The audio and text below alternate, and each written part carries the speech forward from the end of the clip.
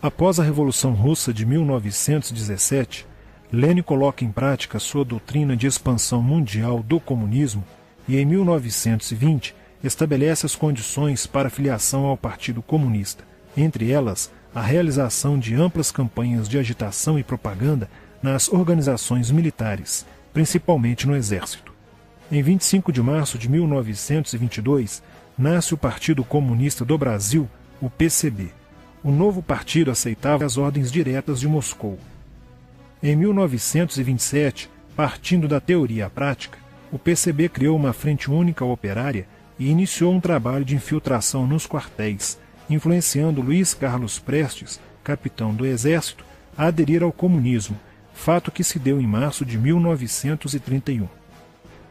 Em abril de 1935, Prestes foi incumbido pela direção da Internacional Comunista de promover um levante armado no Brasil. O movimento tinha por objetivo derrubar o presidente Getúlio Vargas e tomar o poder.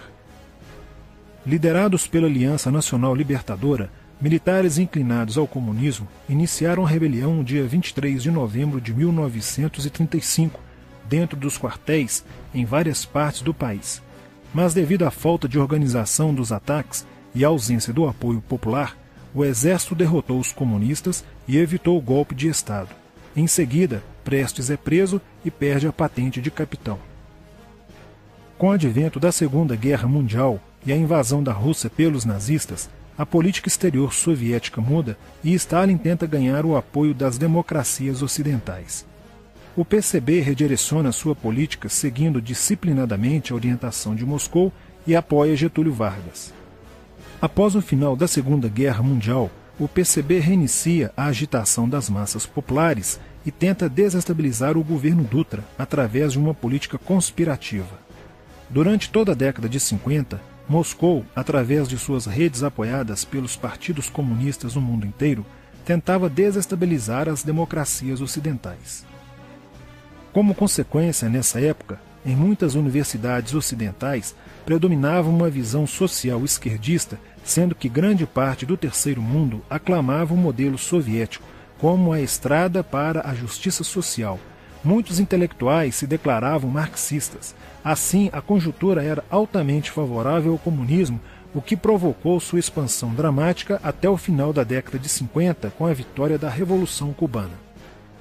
Isso fez o PCB defender com mais intensidade a luta armada como a única solução viável e progressista dos problemas brasileiros.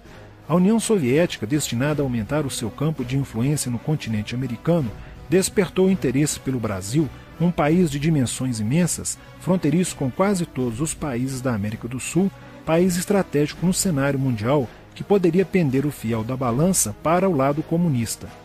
Nos primeiros anos da década de 60, o Brasil passou a viver período de crescente instabilidade política, militar e institucional.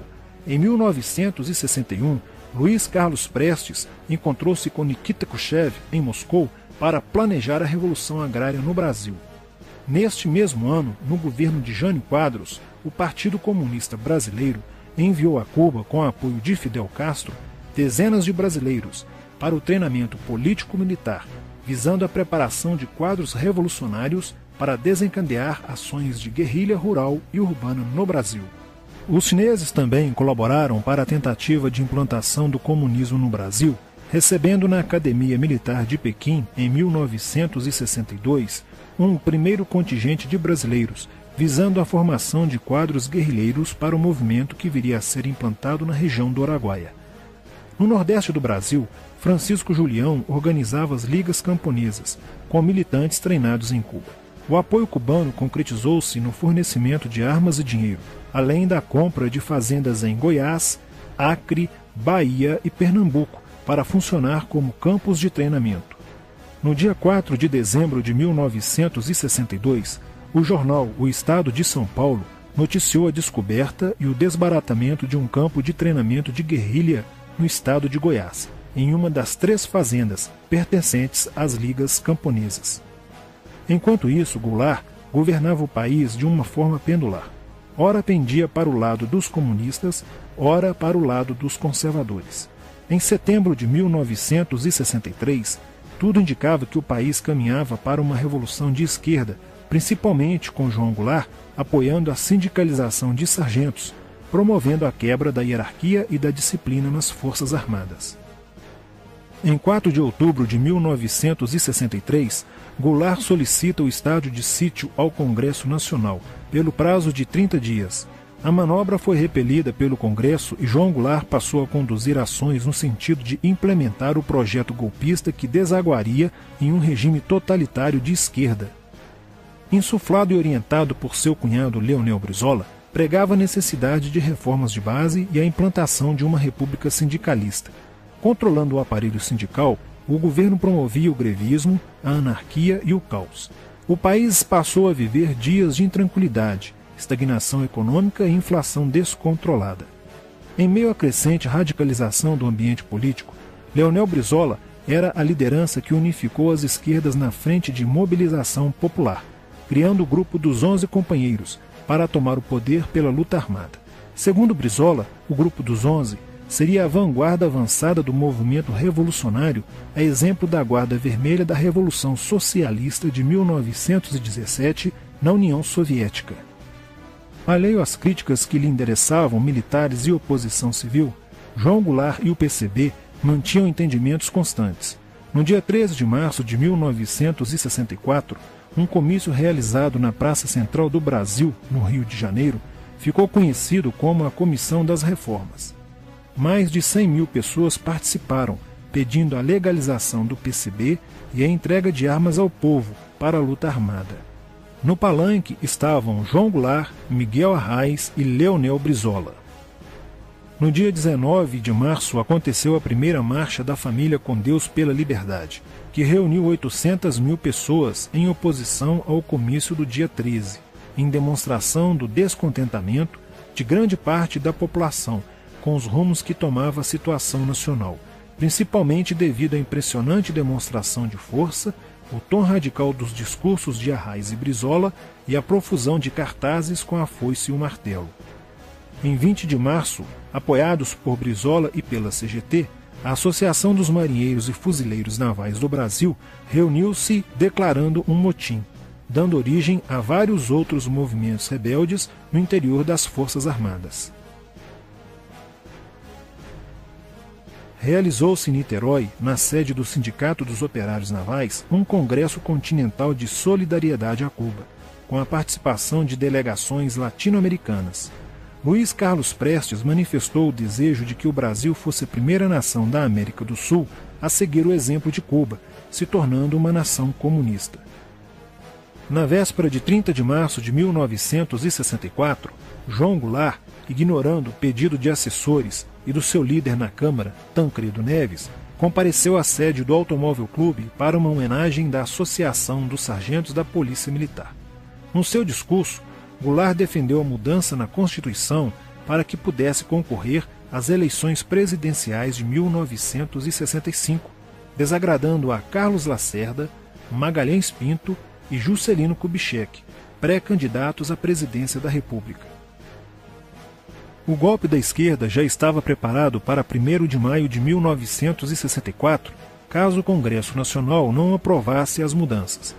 A imprensa brasileira, bem como importantes setores da Igreja Católica, do meio empresarial e a maior parte do Congresso Nacional, exigiam ações das Forças Armadas para conterem os comunistas no Brasil.